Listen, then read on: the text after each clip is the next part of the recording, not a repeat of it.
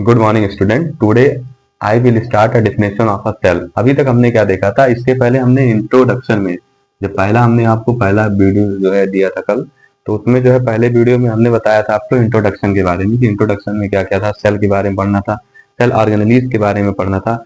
आज हम डिस्कस करेंगे बेटा आपको डिफिनेशन ऑफ द सेल, यानी सेल को आप डिफाइन कैसे करेंगे, how can you define cell.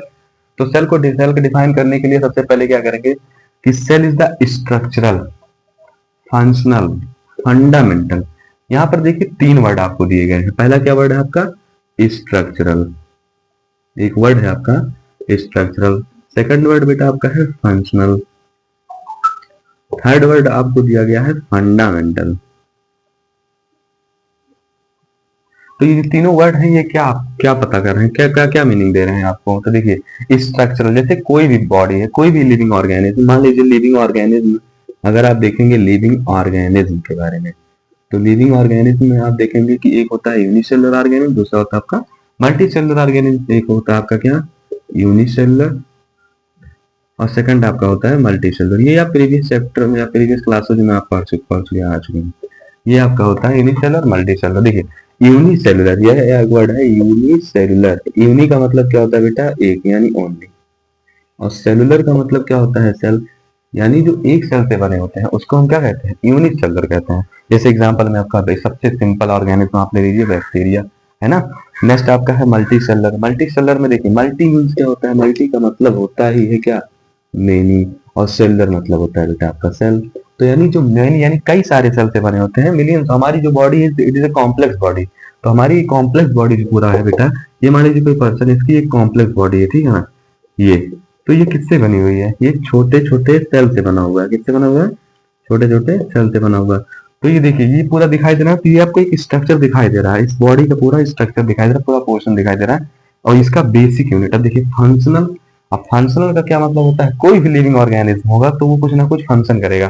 जैसे फंक्शनल में आप क्या लेंगे, फंक्शनल में आप ले लेंगे जैसे बायोलॉजिकल प्रोसेस हमारी बॉडी में होते हैं, जैसे आपका हो गया डाइजेशन, रेस्पिरेशन, ट्रांसपोर्टेशन, इसके बाद में आपका एक्सक्रीशन, है ना।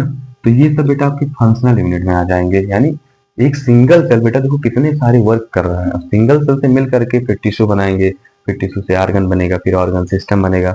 फिर यहाँ पर देखते हैं जो है ये आपका यूनिसेलुलर हो गया, इधर मल्टी सेलुलर हो गया, फंक्शनल यूनिट हो गया। अब एक वर्ड आया फंडामेंटल। यहाँ पर फंडामेंटल की बात करते हैं बेटा, तो फंडामेंटल में हम क्या देखेंगे, जैसे मान लीजिए यहाँ पर ये देखेंगे आप बिल्डिंग, हमने कल ही बताया था आपको कि कोई भी बड़ी बड़ी इमारतें, बड़ी बड़ी बिल्डिंगें जो होती है बेटा, वो छोटे छोटे ब्रिक्स से बनी होती हैं। यानी उसका बेसिक यूनिट, फंडामेंटल यूनिट क्या है, ब्रिक्स था। जैसे मान लीजिए कोई दीवार आपको खड़ा करना है, कोई भी दीवार आपको स्टैंड करना है, तो ये आपका क्या है, एक, दो, तीन, ये सब छोटे छोटे ब्रिक्स मिल करके एक दीवार को क्या करते हैं, बिल्डअप करते हैं। नेक्स्ट आपका जैसे एक हो गया, दो, एक, तीन, ये बेटा इसका यूनिट है। वैसे ही हमारे बॉडी में, जैसे अभी हमने एक नाम ले लेते हैं, यहाँ पर किसी का नाम दे देते हैं। देखिए ये मान लीजिए कोई पर्सन है, उस पर्सन का नाम है यस। ये किससे बना हुआ है बेटा, आपका छोटे छोटे सेल से बना हुआ है। किससे बना हुआ है, छोटे छोटे सेल से बना हुआ है। अब यही जो सिंगल सेल है बेटा, ये क्या करेगा, यही सिंगल सेल हर एक, देखिए जितने भी सेल है ये सब क्या करते हैं, वर्क परफॉर्म करते हैं। सबका अपना अपना वर्क जो है डिवाइड रहता है। नेक्स्ट आगे फिर कह रहा है कि यहाँ पर जैसे बिल्डिंग था आपका, तो ये बिल्डिंग था बेटा, यहाँ पर छोटे छोटे ब्रिक्स से दीवार पूरा खड़ा हुआ। एक टाइम ऐसा आएगा कि ये बिल्डिंग पूरी बन जाएगी, ठीक है ना। वैसे हमारी पूरी कॉम्प्लेक्स बॉडी जो होती है एक सिंगल सेल से बनी होती है। सिंगल सेल कैसे आप देखेंगे, आप जो है अभी प्रीवियस चैप्टर में, आने वाले चैप्टर में आप क्लास 10 में रिप्रोडक्शन के प्रोसेस के बारे में पढ़ेंगे पूरा। वहां पर आपको बताया जाएगा बेटा कि हमारी जो उत्पत्ति हुई सिंगल सेल से हुई। कैसे, देखिए आप सुने भी होंगे फ्यूजन। एक थोड़ा सा मैं बताऊंगा इस टॉपिक को, क्योंकि जो आपका टॉपिक रिलेटेड है नहीं। देखिए आपका ये हो गया ओवम, और प्लस बेटा आपका क्या है, यह है स्पर्म। यानी इसमें फीमेल में ओवम, ठीक, और मेल में क्या, स्पर्म। ये दोनों बेटा क्या करते हैं, फ्यूज करते हैं। जब ये दोनों सेल फ्यूज करते हैं तो बनता क्या है, जाइगोट का फॉर्मेशन करते हैं। यही जाइगोट से, यानी सिंगल एक ऐसा सेल होता है जिससे बेटा न्यू ऑर्गेनिज्म क्या होता है, डेवलप होता है। ये मल्टी सेलुलर ऑर्गेनिज्म की बात कर रहा है, यानी हम ह्यूमन की बात कर लेते हैं, ठीक है ना। तो यहाँ तक आपका अभी तक कवर हो गया।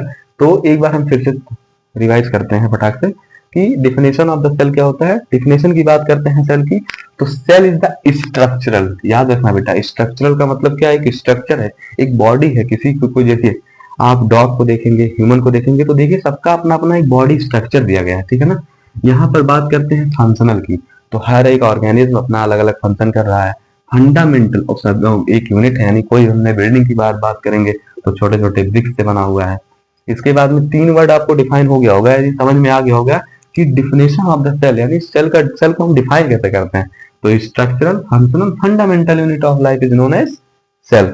नेक्स्ट आपका दिया गया है कि सिंगल सेल हो गया, ऑर्गेनिज्म को 2 पार्ट में डिवीजन किया गया है। पहला आपका है यूनिसेलुलर, आप शुरू से ही class 3rd 4th 5th 6th इसको सीखते हुए आ रहे होंगे कि यूनिसेलुलर क्या होता है, मल्टी सेलुलर किसे कहते हैं, ठीक है ना।